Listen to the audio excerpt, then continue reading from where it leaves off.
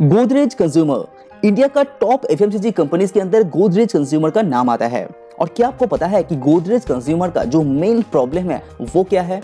तो चलिए जानते हैं।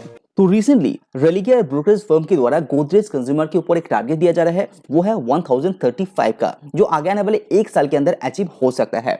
और इंडिया के अंदर जो टॉप 35 एनालिस्ट है उसमें से 29 एनालिस्ट का मानना है कि इसको आपको बाय करना चाहिए, और 5 एनालिस्ट ऐसा भी मान रहा है कि इसको होल्ड करने का सलाह भी दे रहा है। और अभी ये कंपनी बहुत ही अच्छे पोजीशन में दिखाई दे रहा है और कंपनी का मैनेजमेंट बहुत ज्यादा पॉजिटिव है गोदरेज कंज्यूमर को लेके। अगर कंपनी का बिजनेस की बात करें तो कंपनी होम केयर के अंदर 10% का ग्रोथ यहाँ पे year on year basis Q3 में ही ला चुका है।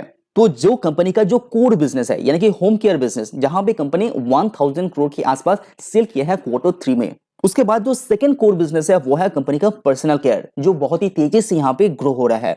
वहां पे कंपनी 14% का year on year basis growth भी दिखाया है, जो 875 करोड़ का रहा। और कंपनी का जो छोटा सा हिस्सा है जहां पे कंपनी को मेन दिक्कत फेस करना पड़ रहा है वो है कंपनी का एक्सपोर्ट का बिजनेस एंड अनब्रांडेड बिजनेस। तो यहाँ पे कंपनी को थोड़ा सा डीग्रोथ देखने को मिल रहा है, लेकिन कंपनी यहाँ पे पॉजिटिव है कि आगे आने वाले क्वार्टर के अंदर यहाँ पे भी ग्रोथ देखने को मिलेगा। तो 9% का डीग्रोथ Q3 बेसिस के अनुसार यहाँ पे देखने को मिल रहा है, जो 100 करोड़ का सेल यहाँ पे दिया है। तो ओवरऑली अगर आप वॉल्यूम ग्रोथ देखते हैं तो कंपनी का रहा वो 3%। रेवेन्यू के अंदर ग्रोथ 11% का रहा, लेकिन कंपनी का वॉल्यूम ग्रोथ यहाँ पे थोड़ा सा कम रहा, जो 3% का ही देखने को मिल रहा है। क्योंकि कंपनी यहाँ पे अपना जो प्रोडक्ट है उसका प्राइस इंक्रीज किया है, क्योंकि रॉ मटेरियल्स कंपनी को थोड़ा सा महंगा पड़ा है, इसीलिए कंपनी का सेल वॉल्यूम यहाँ पे 11% से ग्रो हुआ है। सॉरी, आपका जो रेवेन्यू है वो ग्रो हुआ है। लेकिन जब आप कंपनी का बिजनेस कंसोलिडेटेड बेसिस में देखते हैं तो यहाँ पे 9% का ही सेल के अंदर ग्रोथ देखने को मिलेगा। तो इसीलिए कंपनी का जो मेन दिक्कत है वो यहाँ पे एक्सपोर्ट का आ रहा है। Subscribe now and press the bell icon.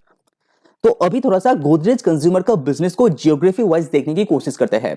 सबसे पहले इंडिया, यानी कि सबसे ज्यादा जो रेवेन्यू कमाता है वो है इंडिया से। तो वहां से कंपनी 1975 करोड़ का सेल किया है, जो 11% का year on year basis growth है।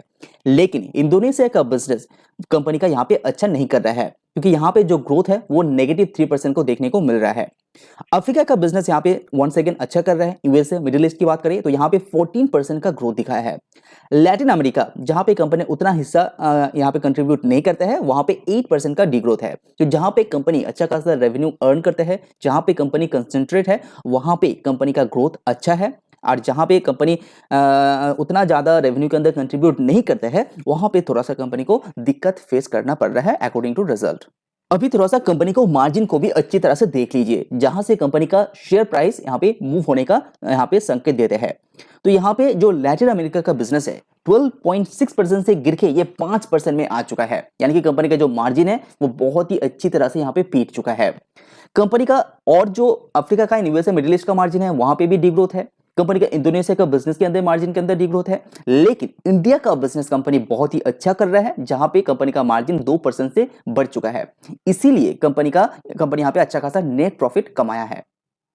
अगर कंपनी का इंडोनेशिया के बिजनेस की बात करें, जहां पे कंपनी को थोड़ा सा प्रॉब्लम फेस करना पड़ रहा था, वो यहां पे रिकवरी मोड में दिखाई दे रहा है। तो मैनेजमेंट का कहना है कि इंडोनेशिया का बिजनेस बहुत ही स्लोली यहां पे ग्रो हो रहा है, और वहां पे जो दिक्कत था वो यहां पे सेटल हो रहा है। तो आगे आने वाले जो क्वार्टर है वहां पे आपको थोड़ा सा ग्रोथ देखने को मिलेगा इंडोनेशिया बिजनेस के अंदर। तो ये बहुत ही पॉजिटिव कमेंट्री है मैनेजमेंट के द्वारा। अगर कंपनी का अफ्रीका, यूएसए, मिडिल ईस्ट का बिजनेस की बात करें, जहां पे कंपनी डबल डिजिट ग्रोथ दिखा रहा है पिछले कई सालों से, और ये आगे भी कंटिन्यू रह सकता है, वो भी मैनेजमेंट के द्वारा पास ऑन किया गया है। अगर कंपनी का शेयर होल्डिंग पैटर्न को अच्छी तरह से देखते हैं तो ये आपको बहुत पॉजिटिव लगेगा।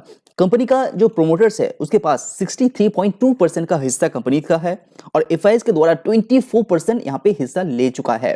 डीआई 6.4% एंड अदर्स के अंदर 6.4% देखने को मिलेगा।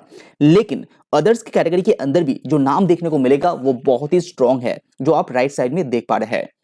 तो कंपनी का जो शेयर होल्डिंग पैटर्न है वो पिछले कई सालों से बहुत ही ज्यादा स्ट्रॉन्ग रह चुका है गोदरेज कंज्यूमर का। तो गोदरेज कंज्यूमर का लॉन्ग टर्म ग्रोथ यहाँ पे अच्छा दिखाई दे रहा है। रिसेंट टारगेट भी यहाँ पे अच्छा है। तो अगर आपके पास है तो अच्छा न्यूज है। अगर आप नया निवेश करेंगे तो अच्छी तरह से रिसर्च कीजिए, उसके बाद ही निवेश कीजिए।